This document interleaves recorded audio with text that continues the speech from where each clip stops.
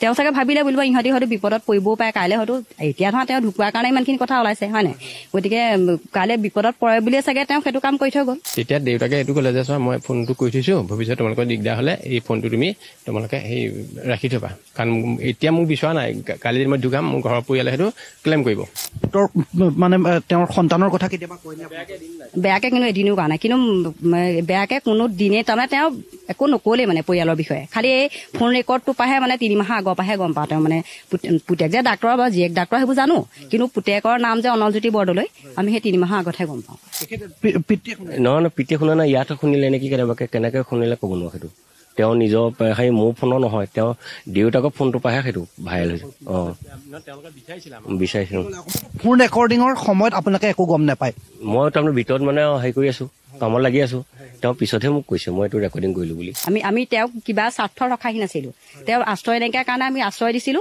তাত যদি আমাৰ ভুল হৈছে তেতিয়াহ'লে মানুহে কমেণ্ট দিয়ক প্ৰসংগ পুনৰ সেই ভাইৰেল ফোন ৰেকৰ্ডিং পিতা পুত্ৰৰ মাজত হোৱা কথোপকথন পিতৃৰ শেষ ইচ্ছা আছিল পুত্ৰক এবাৰ হত্যাগতৰ সময়ত এবাৰ চোৱাৰ তাৰপিছত প্ৰতাপ চন্দ্ৰ বৰদলৈৰ মৃত্যু হয় তাৰ পিছৰ ঘটনা ইতিমধ্যে অসমৰ ৰাইজে নিজে দেখিছে অসমৰ ৰাইজে সমগ্ৰ বিষয় দেখিছে পুত্ৰয়ো তাৰ ওপৰত মন্তব্য প্ৰকাশ কৰিছে এতিয়া প্ৰশ্ন হৈছে ৰাইজৰ এটা প্ৰশ্নৰ উত্তৰ বিচাৰি পুনৰ মই যি ঘৰ পৰিয়ালত প্ৰতাপ চন্দ্ৰ বৰদলৈ 3টা বছৰ নহয়নে 3টা বছৰ আছিলে আমি সেই পৰিয়ালটোৰ ঘৰত পুনৰ আহি উপস্থিত হৈছোঁ ৰাইজৰ কিছু প্ৰশ্নৰ উত্তৰ বিচাৰি কাৰণ ৰাইজে এতিয়া প্ৰশ্ন কৰিছে সেই সময়ত সেই যে পিতা পুত্ৰৰ মাজত কথোপকথন হৈছিল সেই ফোন ৰেকৰ্ড হ'ল কেনেকৈ বা সেই ফোন ৰেকৰ্ড ভাইৰেল হ'ল কেনেকৈ ইয়াক লৈ বিভিন্ন প্ৰশ্নৰ উদয় হৈছে মই গতিকে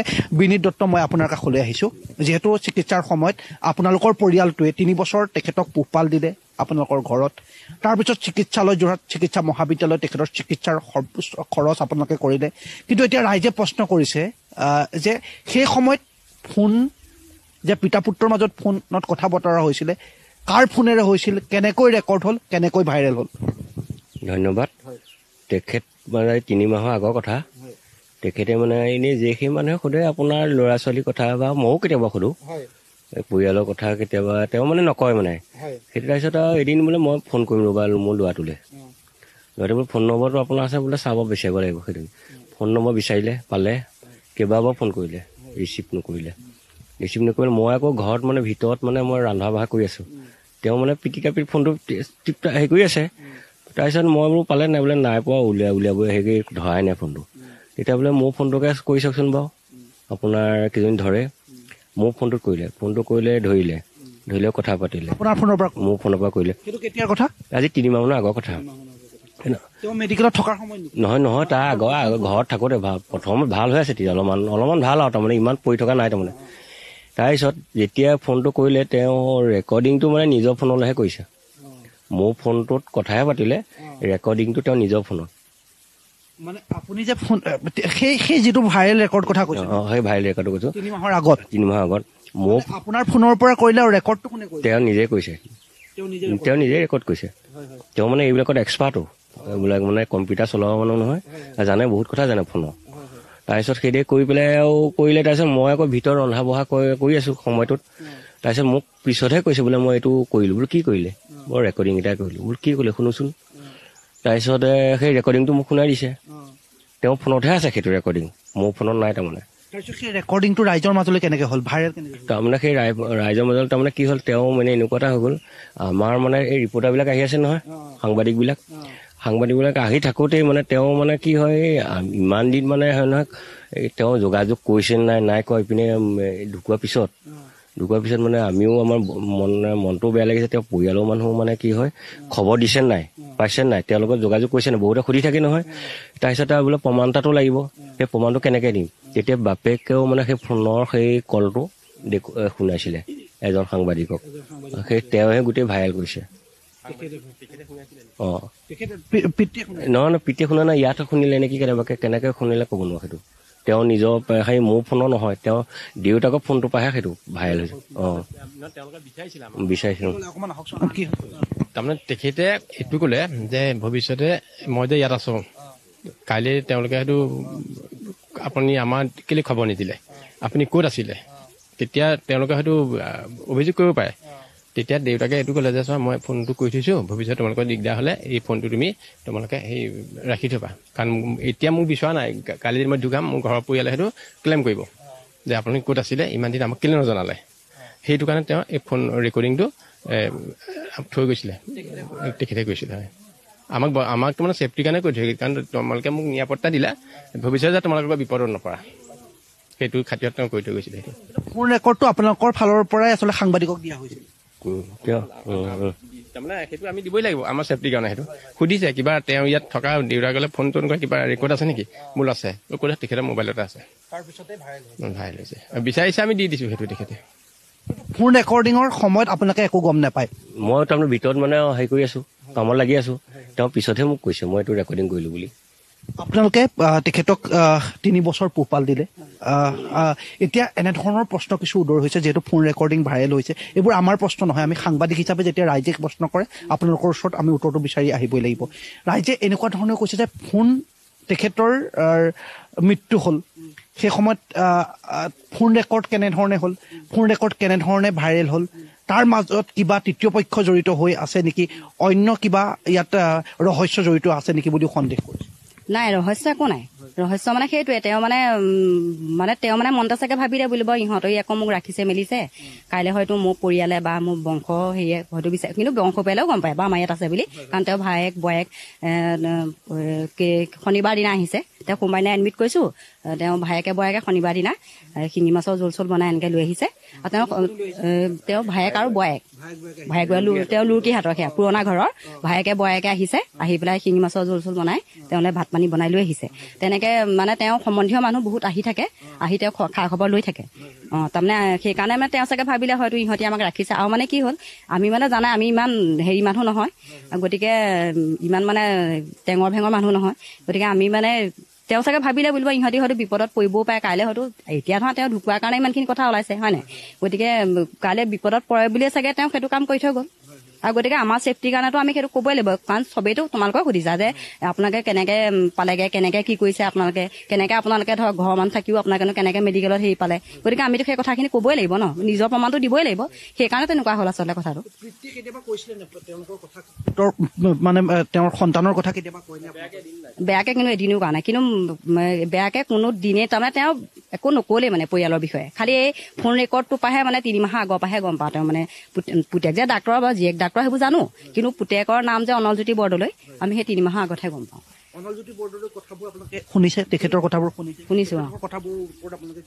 তেখেতৰ কথাৰ ওপৰত আমাক ক'বলগীয়া নাই, তাৰমানে কি তেওঁলোকৰ পিতা পুত্ৰৰ মাজৰ কথা, আৰু তেওঁলোকৰ আগতে ধৰক কি আছিলে আমি সেইটো নাজানো। আৰু আমি তেখেতক লগ পোৱা ধৰক আমি খুব বেছি 6 বছৰ বা 7 বছৰ হৈছে, কথা এটা কৈছোঁ। আৰু তেখেত আমাৰ লগত নিগাজিকা আছে 3 বছৰহে ধৰক আমি পাইছোঁ। তাৰ আগৰখিনি তেওঁলোকৰ দেউতাক পুতেকৰ মাজত কথা জানিব, তেওঁলোকৰ মাজত কি আছিলে কি নাই আমি কালিও কৈছোঁ, প্ৰত্যেক চেনেলতে কৈছোঁ যে আমি একো নাজানো, আৰু তেওঁৰ ঘৰৰ বিষয়ে আমাৰ কাৰো আগত প্ৰকাশ কৰা নাই।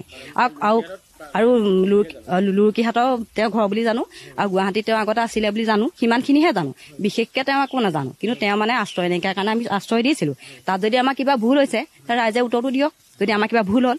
আৰু তেওঁক আমি মেডিকেলত ভৰ্তি কৰিছোঁ, আমি যদি তেওঁ মেডিকেলত ৰখা নাই মেলা নাই, তেওঁক বোলে কিবা কষ্ট দিছোঁ, কিবা শুশ্ৰূষা নকৰিলোঁ, তেতিয়া আমাক ৰাইজে দুখ দিয়ক, হয় নহয় বাৰু? আমি কিবা স্বাৰ্থত আমি তেওঁক আশ্ৰয় দিয়া নাছিলোঁ, সেইটোৱে কথা। আমাৰো দুখ লাগিছে, কিন্তু কথাবোৰ শুনি মানে বেয়া লাগিছে। আৰু এটা কথা কওঁ বা তেওঁ পুতেককো কওঁ বাৰু, তেওঁ পুতেকৰ প্ৰতিও আমাৰ কোনো আক্ষেপ নাই, তেওঁ থাকিব পাৰে কিবা ক্ষোভ তেওঁ বাপেকৰ প্ৰতি ক্ষোভ থাকিব পাৰে, সেইটোও কৈছোঁ দেই, কিন্তু আমাক তেওঁৰ প্ৰতিও কোনো আক্ষেপ নাই, কাৰণ তেওঁক আমি চিনি নাপাওঁ জানি নাপাওঁ, কিন্তু এতিয়া ওলালতহে গম পাইছোঁ কথাখিনি, গম পাইছা নাই? গতিকে সেইকাৰণে আমাৰ কোনো তেওঁৰ প্ৰতিও ক্ষোভ নাই, কোনো আক্ষেপ নাই। তেওঁলোকৰ পিতা পুত্ৰৰ মাজত কি আছিলে নাজানো, কিন্তু আমাক তাৰ মাজত নোসোমালেই হ'ল আৰু, সেইটোৱে কথা, বেলেগ কথা একো নাই,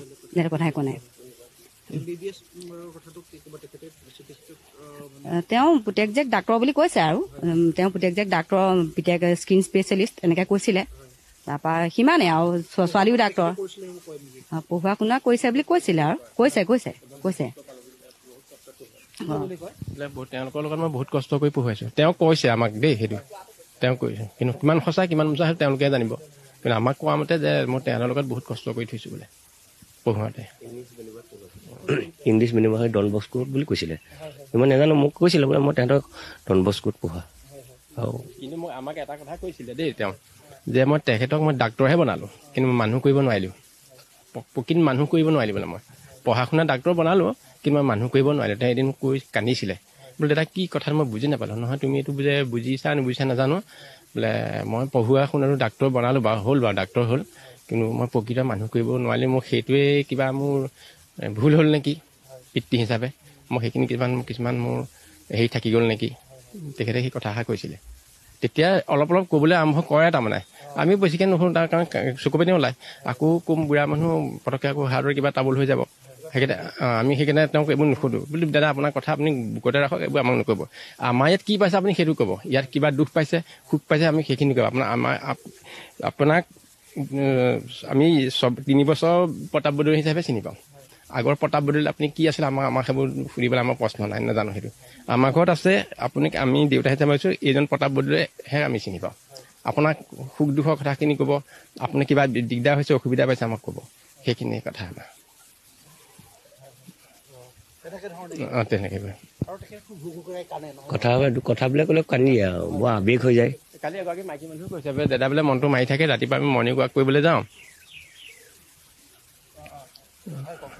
বোলে হেৰি দাদা বহিছেনে? বহিছোঁ। বোলে মানুহজনে খুব দুখ কৰি মন মাৰি থাকে। তাৰপৰা ফুলৰ তেওঁৰ খেতি খুব কৰে দেই, ফুলৰ প্ৰতি বৰ ইণ্টাৰেষ্ট, টাব খুব কিনে। তাৰপৰা বোলে দাদা ফুলৰ গুটি দিবনে? বোলে দিম পিনি বোলে ফুল গুটি দিয়াকৈ মানুহগৰাকী কালি বাইকত কৈছে বাৰু, হেৰিয়ত চেনেলত কৈছে, বোলে তেনেকুৱা এজন ভাল মানুহ এনেকুৱা বেয়া বুলি ক'লে শুনিছোঁ। এতিয়া বেয়া পাইছোঁ কথাটো, এইবোৰ কথা নহয়, সেইটো পুত্ৰই কৈছে, কিন্তু সেইটোতো আমি সোধা নাই।